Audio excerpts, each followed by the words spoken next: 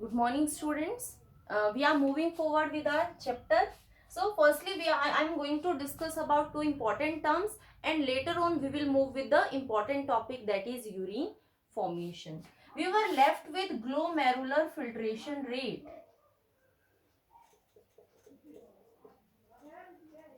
Filtration rate, that is GFR. What this GFR means?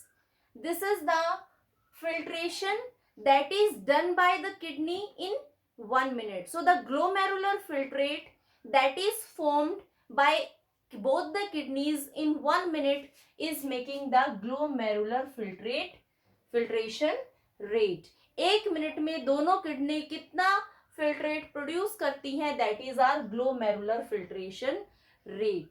और अगर हम इसके रेट की बात करते हैं, it is coming to be 125 ml per minute. In 1 minute it is 125 ml. और अगर हम होल डे का देखते हैं, it is 180 litres per day. That is the glomerular filtration rate. Now, from this glomerular filtration rate, we are able to find out the filtration fraction. Filtration fraction means from the renal plasma, how much fraction is going to form a filtrate. Complete renal plasma में से कितना fraction filtrate की तरह produce होता है, काम करता है, that is our filtration fraction. और filtration fraction को हम कैसे find out करते हैं? It is glomerular filtration rate divided by renal plasma flow into 100. So we are going to find out in percentage. This is 125 ml per minute. Renal plasma flow is, normal renal plasma flow is 650 ml per minute into 100. And when we solve out this value, it is coming to be 19.2%. So the normal average filtration fraction lies between, in a normal individual, from 15% to 20%. These are the two terms which we need to understand. Glomerular filtration rate means how much amount of glomerular filtrate is produced by the kidneys in 1 minute. This is glomerular filtration rate. The filtration fraction is out of total renal plasma. How much of the fraction is acting as filtrate? So we are going to find it out from the total plasma, renal plasma. So this is giving us the filtration fraction. The next important topic today which we are going to discuss is urine formation.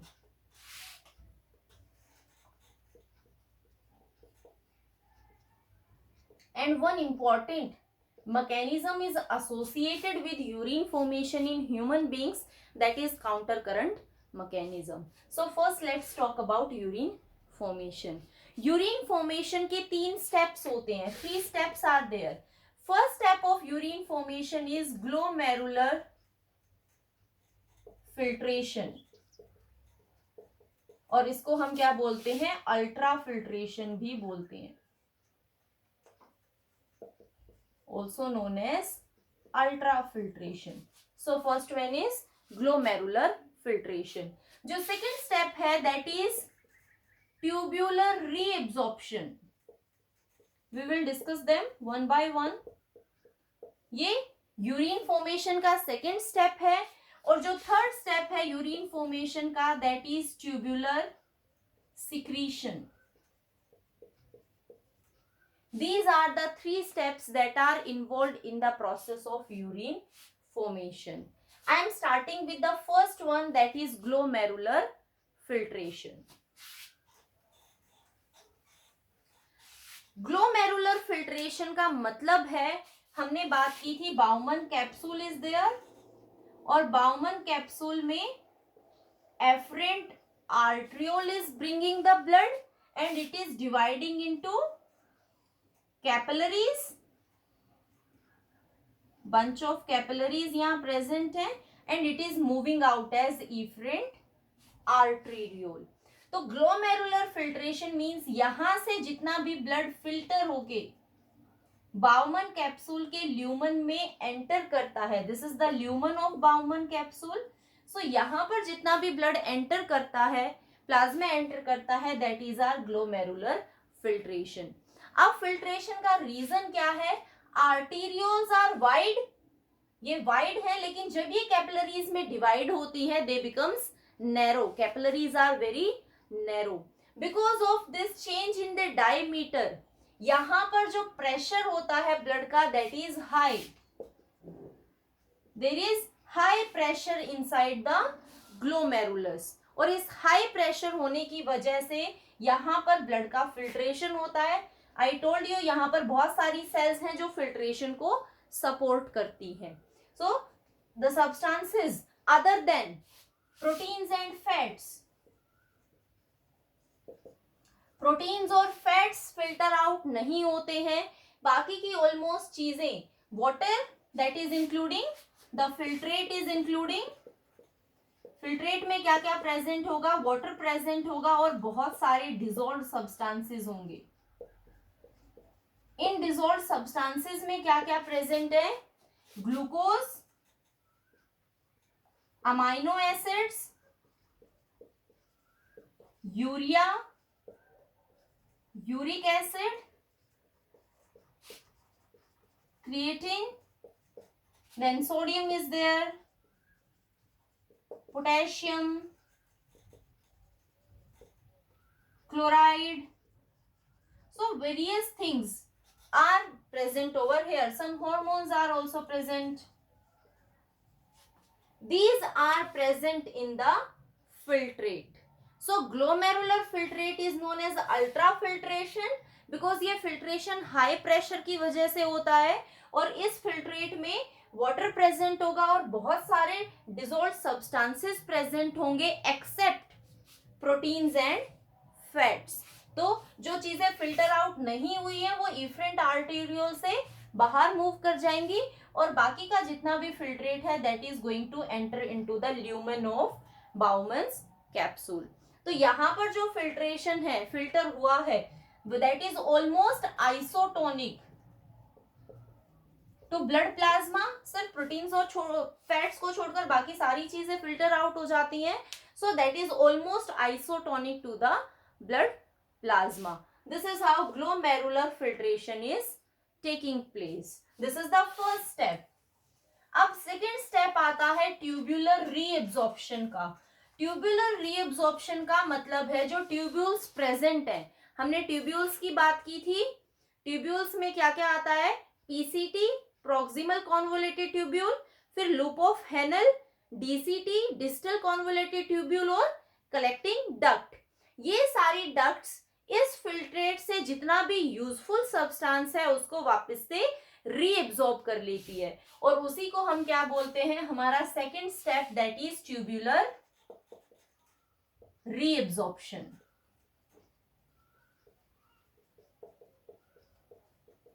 All the useful substances that are present in the filtrate in the lumen of Bowman capsule, they are reabsorbed by the tubules because this is important and our body cannot lose it. So this will be reabsorbed by the tubules and it will be added into the interstitial fluid. हमारी body में उसे वापस से send कर दिया जाता है. अब ट्यूबुलर रीएब्जॉर्प्शन में बहुत सारे मेथड्स इन्वॉल्व होते हैं. That can be using passive transport. कुछ सब्सटेंसेस का एब्जॉर्प्शन पैसिव ट्रांसपोर्ट की हेल्प से होता है. We know in passive transport energy is not required.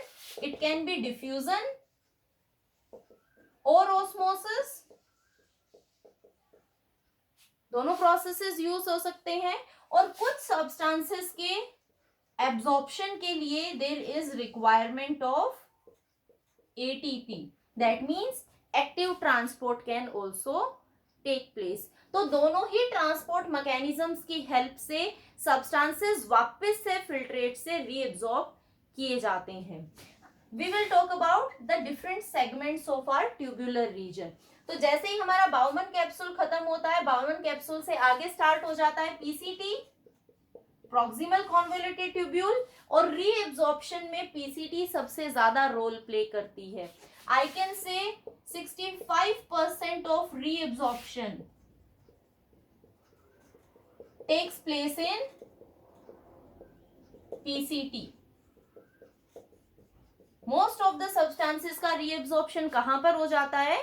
PCT में हो जाता है.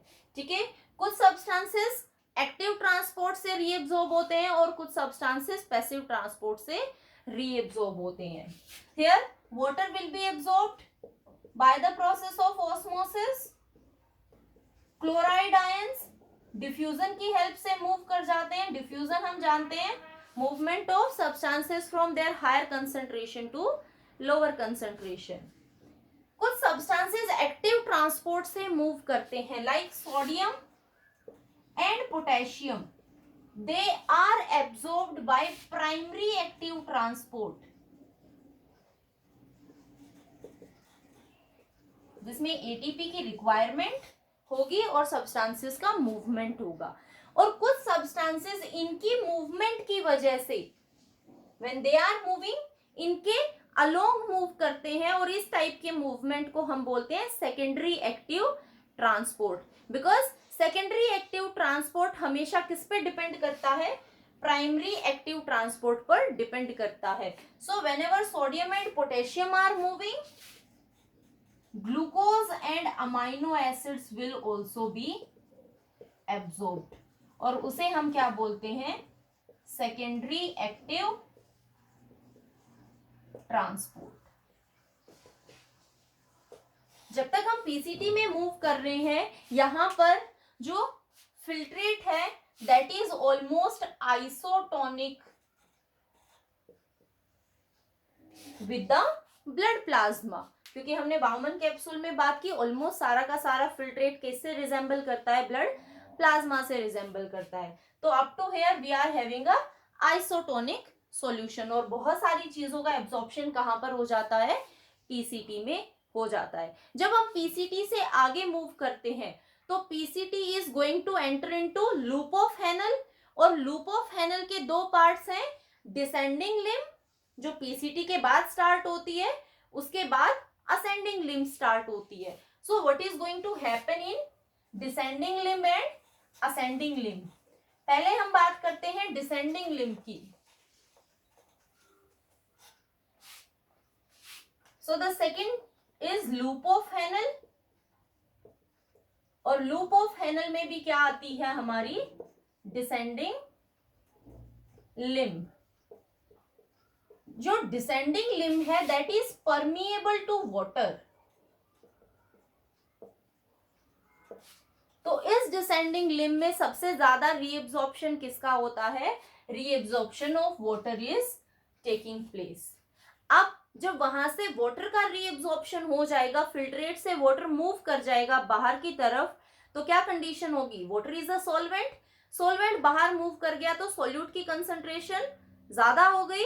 सो that is creating a hypertonic solution. अब फिल्ट्रेट का नेचर कैसा होगा? In respect to blood plasma, now the filtrate is hypertonic. Reason? क्योंकि वहां से वाटर बाहर मूव कर गया. जब सॉल्वेंट बाहर मूव कर गया तो पीछे क्या बच गया? सॉल्यूट बच गया. सॉल्यूट की कंसंट्रेशन ज्यादा है, so solution is hypertonic. Third से नेक्स्ट आता है हमारा असेंडिंग लिम्ब, जो डिसेंडिंग लिम्ब के बाद आता है.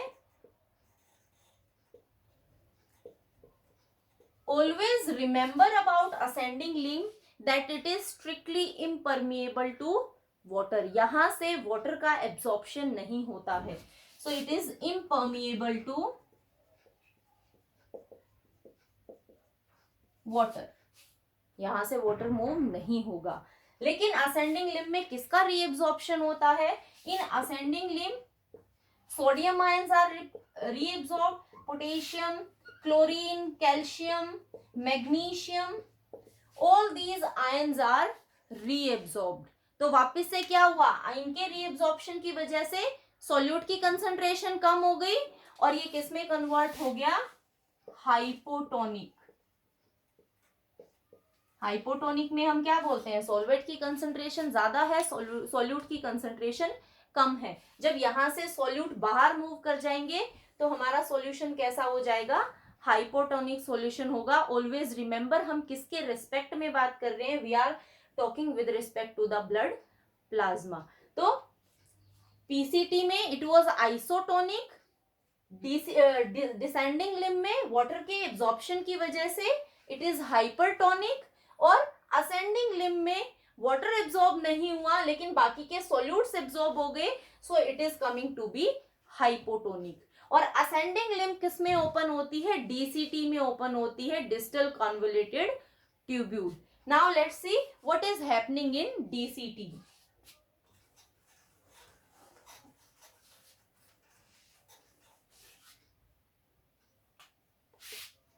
So the third tubular structure that is coming is DCT. DCT में एब्जॉर्प्शन होता है वाटर का और आयंस का भी, सॉल्यूट्स का भी, both are getting absorbed. Water का एब्जॉर्प्शन होता है DCT में under the influence of hormone ADH, anti diuretic hormone.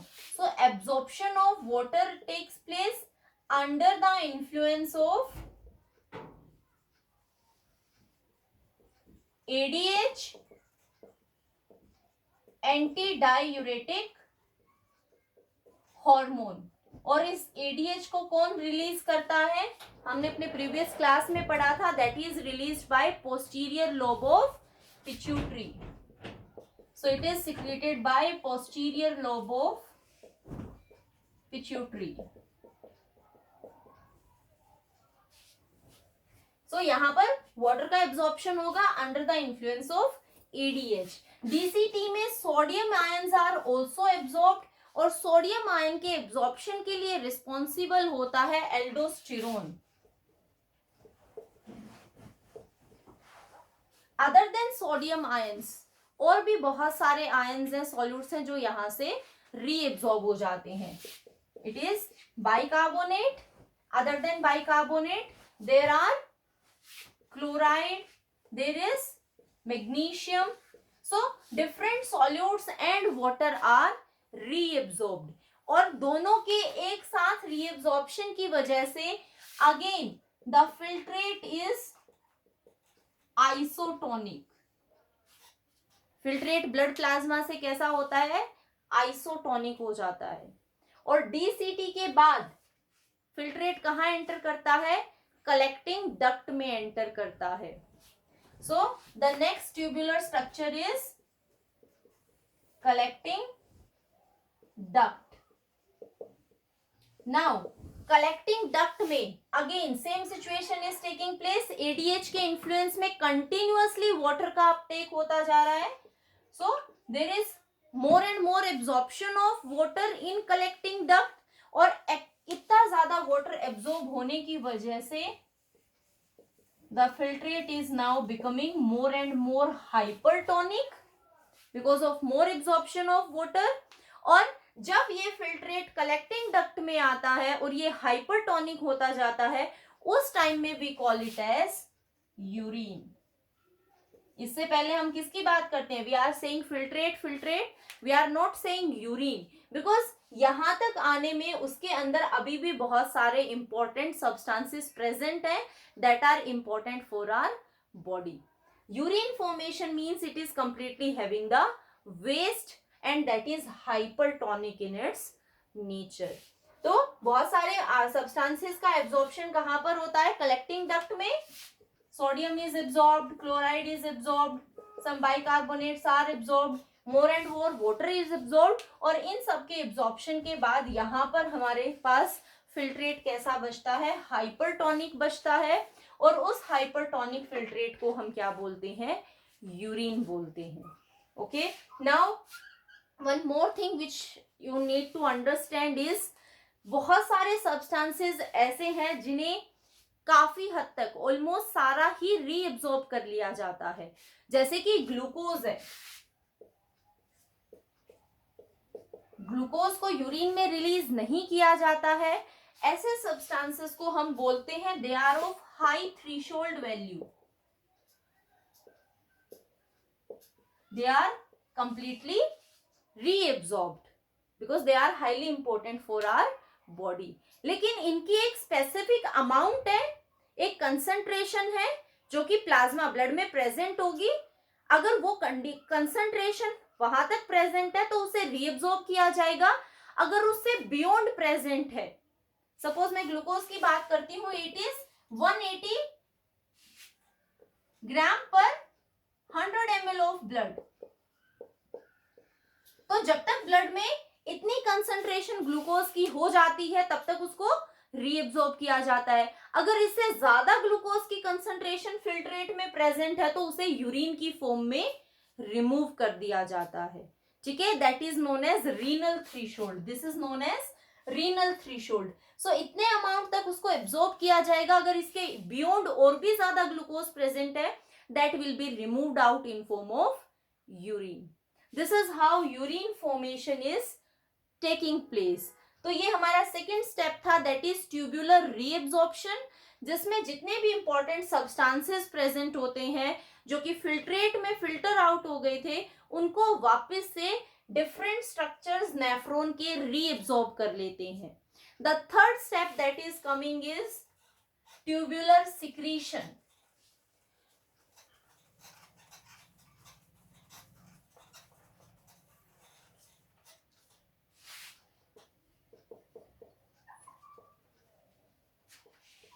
Tubular secretion means substances को वापस से स्ट्रक्चर्स में सिक्रीट कर दिया जाता है ट्यूब्यूल्स में, like PCT, loop of Henle, DCT, इनमें सिक्रीट किया जाता है। वो कौन से सब्सटेंसेस होंगे? वापस से जो वेस्ट होंगे, जो इंटरस्टिशियल फ्लूइड में प्रेजेंट होंगे, they are again secreted back into the tubules. एक एक लेके डिस्कस करते हैं। पीसीटी में creatine, most of the hydrogen ions, hippuric acid, ammonia, इन सब सब्सटेंसेस को, some drugs also, कहां पर? पीसीटी में सिक्रीट कर दिया जाता है, फिल्ट्रेट में एड ऑन कर दिया जाता है, दैट इज ट्यूबुलर सिक्रीशन। बहुत सारी चीजों को असेंडिंग लिम्ब में यूरिया इज सिक्रीटेड। इसके सिक्रीशन का एक रीजन है जो कि हम बात करेंगे हमारे काउंटर करंट मैकेनिज्म में। Here potassium is also secreted out. So ascending limb में यूरिया को सिक्रीट किया जाता है। In descending limb and collecting duct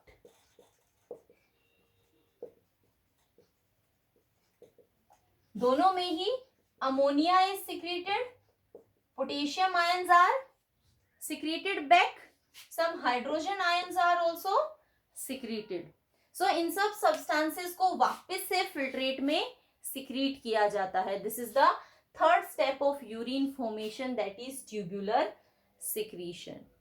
so जो भी आसपास इंटरस्टिशियल फ्लूइड है उसमें जो आयंस प्रेजेंट है उनको वापस से ट्यूब्यूल्स में सिक्रीट किया जाता है because they need to be eliminated out of the body in form of urine. Now अगर हम बात करें कि यहाँ पर हाइड्रोजन आयंस और अमोनिया को सिक्रीट किया जाता है, इन दोनों के सिक्रीशन का एक इंपॉर्टेंट रीजन है, their secretion is maintaining pH of blood. If they are going to accumulate in our body, ये किसको अफेक्ट करेंगे? ब्लड की पीएच को अफेक्ट करते हैं, इसलिए इन्हें एक्सक्रीट आउट कर दिया जाता है और ब्लड की पीएच को मेंटेन किया जाता है। This was all about urine formation. Let me represent all these things with the help of a diagram. जितनी चीजें अब तक हमने थ्योरी में पढ़ी है, मैं एक बार नेफ्रॉन बनाकर उसमें रिप्रेजेंट कर देती हूँ how these ions are absorbed and reabsorbed and secreted. So let's make a Baumann capsule that is leading to a tubular structure. I am making flat structures for better understanding.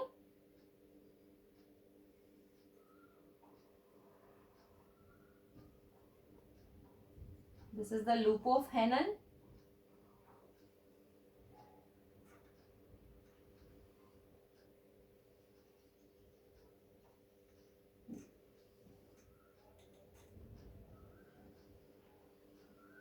TCT will come over here,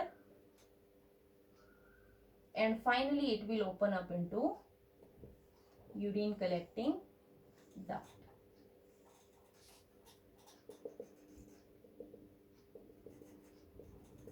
Cortex is there and medulla is there. So we are just simply showing कि कौन से part में कौन सी चीजों को reabsorb किया जाता है और सिक्रीट किया जाता है.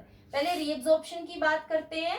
तो दिस इज ये हमारा पीसीटी रीजन है जिसपे ज्यादातर हॉर्मोन्स को, ग्लूकोज को, amino acids, sodium, potassium, bicarbonate, इनको रीएब्जॉर्ब किया जाता है एंड वाटर. इन सारी चीजों को कहां पर रीएब्जॉर्ब कर लिया जाता है? पीसीटी में रीएब्जॉर्ब किया जाता है. ये हमारा थिन सेगमेंट है डिसेंडिंग लिम्ब का, और यहां पर ज्यादातर किसका एब्जॉर्प्शन होता है? वाटर का एब्जॉर्प्शन होता है. जब हमारी असेंडिंग लिम्ब है वो इम्परमिएबल है वाटर के लिए, लेकिन वहां पर क्या चीजें एब्जॉर्ब हो रही हैं? Sodium ion is there, chloride, calcium, magnesium, के पॉजिटिव, ये सारी चीजें यहां पर एब्जॉर्ब हो रही है. ऑलवेज रिमेंबर ये जो बीच का स्पेस है this is interstitial fluid. Medullary interstitial fluid present है जहां पर बाकी की चीजें रीएब्जॉर्ब हो जाती हैं और वो ब्लड कैपिलरीज की हेल्प से वापस से हमारे ब्लड में एंटर करती हैं. जो ये हमारा डीसीटी रीजन है यहाँ पर भी बहुत सारे सब्सटेंसेस का रीएब्जॉर्प्शन होता है. Sodium ions are reabsorbed under the influence of aldosterone. ADH के इन्फ्लुएंस में वाटर रीएब्जॉर्ब होता है. फॉस्फेट आल्सो रीएब्जॉर्ब्ड यहाँ पर, and other than this there is reabsorption of chloride ions. So बहुत सारी चीजें यहाँ पर रीएब्जॉर्ब होती है. Exactly same way here also reabsorption of water is taking place, chloride is taking place, like this we can write down here also. So इस तरीके से बहुत सारी चीजों का reabsorption होता है. ठीक है, this is showing reabsorption. अब थर्ड स्टेप में हमने देखा कि बहुत सारी चीजें यहाँ पर वापस से ऐड की जाती हैं. So I am showing addition like this way. Hydrogen ions are added, some drugs are added, creatine is again added, ammonia is added. This is how addition is taking place. ये जो thin limb है यहाँ पर किसका addition होता है? Urea. Urea is added. Here also ammonia is getting added. ammonia add होता है.